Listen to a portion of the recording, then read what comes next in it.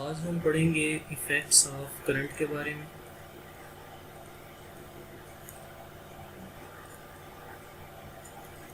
Effects of current का क्या मतलब है कि करंट एक ऐसी चीज़ है जिसको हम वैसे जो है वो सेंस नहीं कर सकते, किसी न किसी इंस्ट्रूमेंट के ज़रिए कर सकते हैं।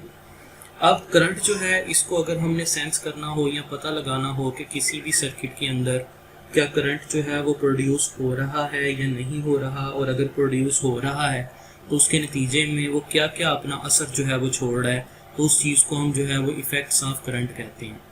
हमारे पास बेसिकली जो है वो 3 तरह के इफ़ेक्ट्स ऑफ करंट होते हैं जिनके बारे में हम इस टॉपिक के अंदर डिटेल के अंदर स्टडी करेंगे। सबसे पहले है हमारे पास करंट का हीटिंग इफेक्ट।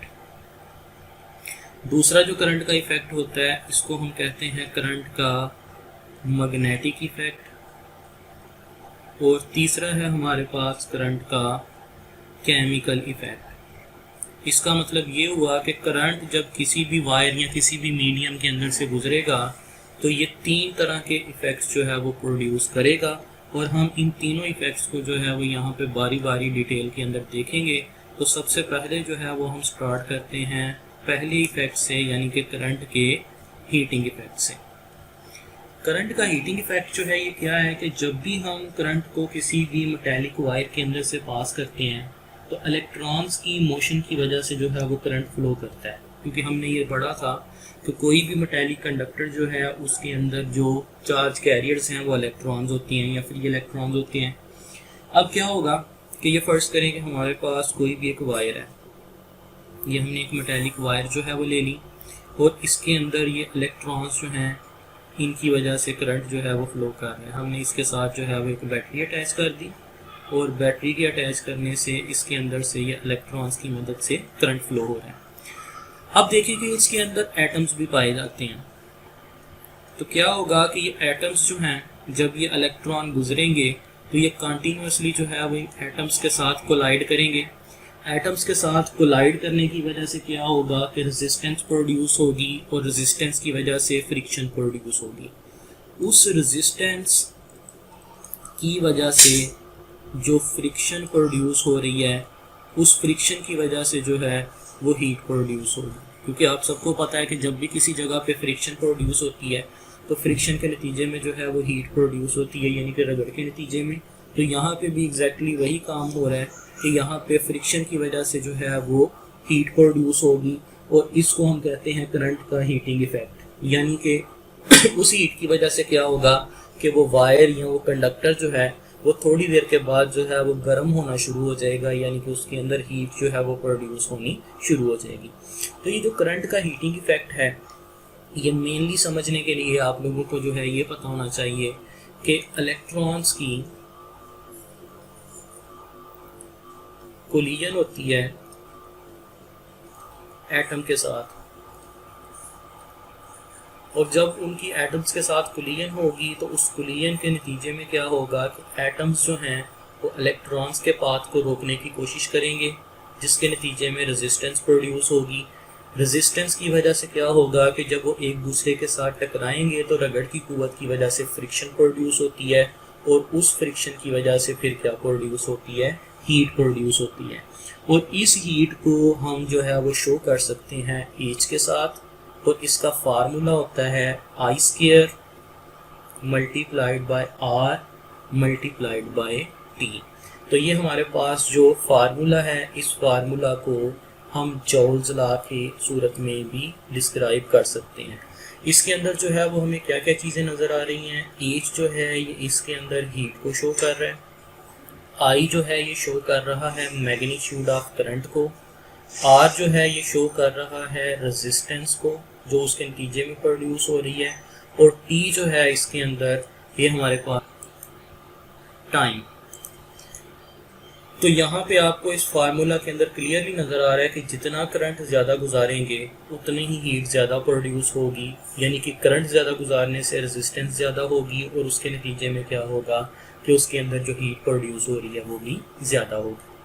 अगर हम इसकी एग्जांपल्स देखना चाहें या इसका यूज़ देखना चाहें तो करंट के हीटिंग इफेक्ट के जो हैं वो यूजेस कहाँ कहाँ पे होते हैं, आप लोगों ने इलेक्ट्रिक आयरन देखी होगी, जो घरों में हम कपड़े इस्त्री करने के लिए जो है वो इस्तेमाल करते हैं इस्त्री, उसके अंदर हम करंट का हीटिंग इफेक्ट इस्तेमाल करते हैं। इसके अलावा हमारे पास जो इलेक्ट्रिक केटल होती है पानी गर्म करने के लिए, उसके अंदर भी हम इसका इस्तेमाल करते हैं। इसके अलावा जो हमारे पास इलेक्ट्रिक हीटर्स होते हैं जो हम सर्दियों के अंदर इस्तेमाल करते हैं। इसके अलावा जो हमारे पास टोस्टर्स होते हैं, इन तमाम चीज़ों के अंदर जो है वो हम करंट का हीटिंग इफेक्ट इस्तेमाल करते हैं, जिसके अंदर कोई भी एक कॉइल इस्तेमाल की जाती है। उस कॉइल के अंदर से जो है वो हम करंट को पास करते हैं, और जब उसके अंदर से हम करंट को पास करेंगे तो उसके नतीजे में क्या होगा कि ये कॉइल गर्म हो जाएगी और उसकी हीट को हम डिफरेंट एप्लीकेशंस के लिए इस्तेमाल कर सकते हैं। करंट के हीटिंग इफेक्ट के बाद हमारे पास सेकंड जो करंट का इफेक्ट आता है वो है करंट का मैग्नेटिक इफेक्ट। तो अब हम ये देखते हैं कि करंट का मैग्नेटिक इफेक्ट जो है ये क्या है। अगर हम किसी भी कंडक्टर के अंदर से करंट को पास करें तो हीट के साथ साथ उसके अंदर एक और भी बहुत इंपॉर्टेंट इफेक्ट पाया जाता है, और वो ये है कि उस कंडक्टर के इर्द गिर्द मैग्नेटिक फील्ड भी प्रोड्यूस होना शुरू हो जाती है। इस चीज़ को हम एक सिंपल से एक्सपेरिमेंट के ज़रिए देख सकते हैं। फ़र्ज़ करें कि हमारे पास एक कार्डबोर्ड है। इस कार्डबोर्ड के अंदर से हमने एक वायर को जो है वो पास किया। ये हमारे पास एक स्ट्रेट वायर है, और इस वायर को हमने दो कंडक्टिंग वायर्स की मदद से एक बैटरी के साथ जो है वो अटैच कर दिया। तो ये हमारे पास जो है वो बैटरी आ गई। अब क्या होगा कि यहाँ पे हम जो है वो एक स्विच भी लगा देते हैं, और इस स्विच की मदद से जो है वो हमें पता चलेगा कि कब आपकी ये वायर्स जो हैं ये करंट इसमें से गुजर रहा है और कब इसके अंदर से करंट पास नहीं हो रहा। तो ये हम यहाँ पे जो है वो एक स्विच भी प्लेस कर देते हैं। अब क्या होगा कि अभी हमारा ये सर्किट ओपन है, मतलब इसके अंदर से कोई करंट पास नहीं हो रहा। अगर हम यहाँ पे कुछ फासले पे कंपस की नीडल्स रख दें। कंपस क्या होती है, इसके अंदर एक नॉर्थ पोल होता है, एक साउथ पोल होता है, और ये इसकी नीडल जो है ये हमेशा नॉर्थ और साउथ पोल की तरफ रहती हैं। जब हम यहाँ पे रखेंगे, इसके अंदर से कोई करंट पास नहीं करेंगे, तो कंपस की नीडल्स जो है वो बिल्कुल स्ट्रेट रहेंगी, उसमें कोई डिफ्लेक्शन नहीं आएगी। लेकिन जैसे ही हम इसको क्लोज कर देंगे सर्किट को, तो इसके अंदर से करंट जो है वो फ्लो करना शुरू कर देगा। जैसे ही इसके अंदर से करंट फ्लो करेगा तो ये जो कंपस की नीडल्स हैं इनके अंदर डिफ्लेक्शन आनी शुरू हो जाएगी, और ये अपने पाथ से जो है वो हट जाएंगी। ये ऐसे इनके अंदर जो है वो डिफ्लेक्शन आनी शुरू हो जाएगी। तो ये डिफ्लेक्शन जो है ये हमें क्या चीज़ शो कर रही है कि ये वायर से फासले पे पड़ी हुई थी। जैसे ही हमने इसके अंदर से करंट जो है वो पास किया, तो करंट के पास करने से क्या हुआ कि इस वायर के गिर्द जो है वो सर्कुलर फॉर्म के अंदर एक मैग्नेटिक फील्ड जो है वो प्रोड्यूस होना शुरू हो गई। इस चीज़ को हम कहते हैं करंट का मैग्नेटिक इफेक्ट। यानी कि जब हम किसी भी स्ट्रेट कंडक्टर के अंदर से या किसी भी तरह के कंडक्टर के अंदर से करंट को पास करते हैं, तो करंट के पास करने के नतीजे में क्या होता है कि उसके अंदर एक मैग्नेटिक फील्ड जो है वो प्रोड्यूस होना उसके इर्द गिर्द शुरू हो जाती है। इस चीज़ को हम कहते हैं करंट का मैग्नेटिक इफेक्ट। करंट के मैग्नेटिक इफेक्ट को भी हम मुख्तलिफ जगहों पे जो है वो इस्तेमाल कर सकते हैं। जैसे कि हमारे पास इलेक्ट्रिक मोटर्स होती हैं।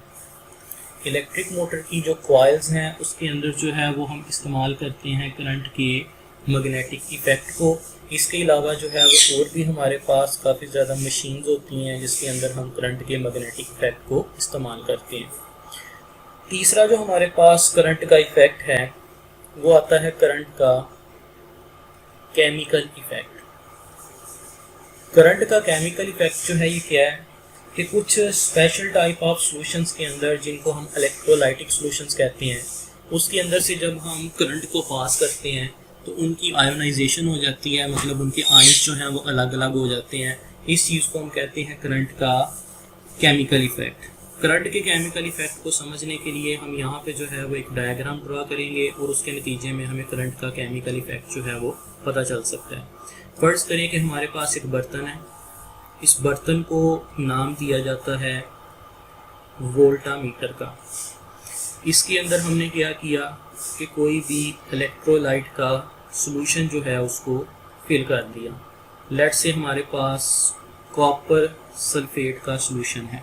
आपको पता है कि कॉपर जो है वो पॉजिटिव आइंस रखता है और सल्फेट जो है इसके नेगेटिव आइंस होती हैं। उसके बाद हमने क्या किया कि इसके अंदर हमने 2 रॉड्स जो है वो इंसर्ट कर दिए, और ये दोनों रॉड्स जो हैं ये किसके बने हुए हैं, कॉपर के। ठीक है, तो ये हमने यहाँ पे कॉपर के दोनों रॉड्स जो हैं इसको इंसर्ट कर दिया। उसके बाद हमने क्या किया कि इसके साथ जो है वो एक बैटरी को अटैच कर दिया। ये जो आपको यहाँ पे 4 टर्मिनल्स नज़र आ रहे हैं, पॉजिटिव नेगेटिव, ये शो कर रहा है कि हमने जो बैटरी इस्तेमाल की है ये उसका साइज़ जो है वो बड़ा है। हम यहाँ पे जो है वो हमारा सेटअप जो है वो कंप्लीट है।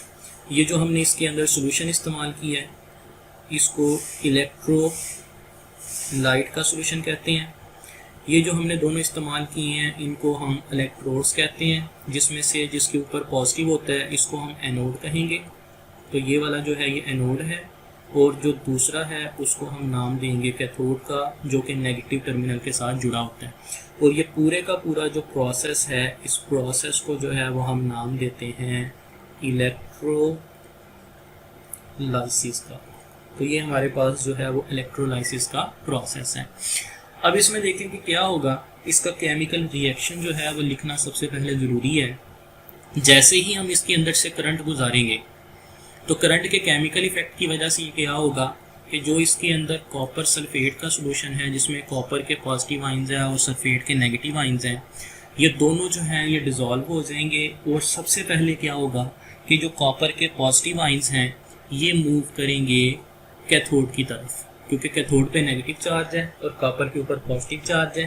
तो ये जो वहाँ पे जाके 2 इलेक्ट्रॉन्स को निकालेंगे, और 2 इलेक्ट्रॉन्स को निकालने के नतीजे में क्या होगा कि ये कॉपर का न्यूट्रल एटम बन जाएंगे। तो इसका रिएक्शन जो है वो मैं कुछ ऐसे लिख सकता हूँ कि कॉपर के जो आइंस हैं ये गए, इन्होंने जाके इलेक्ट्रोड यानी कि कैथोड के ऊपर से 2 इलेक्ट्रॉन्स को निकाला, और 2 इलेक्ट्रॉन्स को निकालने के बाद ये कॉपर का न्यूट्रल एटम बन के उसके ऊपर जो है वो डिपॉजिट हो गए।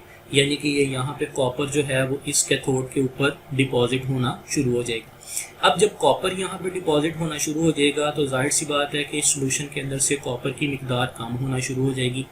उसी वक्त क्या होगा कि ये सल्फेट आइंस जो हैं ये एनोड की तरफ मूव करेंगे, और वहाँ पे जाके ये 2 प्रोटॉन्स यानी कि 2 कॉपर के आइंस को बाहर निकालेंगे, जिसके नतीजे में क्या होगा कि कॉपर और सल्फेट आइंस मिलके कॉपर सल्फेट का सॉल्यूशन जो है वो दोबारा फॉर्म करेंगे। तो देखेंगे इस रिएक्शन के अंदर क्या हो रहा है कि सबसे पहले कॉपर के आइंस जो हैं वो कैथोड की तरफ गए, वहाँ से 2 इलेक्ट्रॉन्स को निकाला, और कॉपर के न्यूट्रल एटम्स बन के इसके ऊपर जो है वो ऐसे डिपॉजिट होना शुरू हो गए।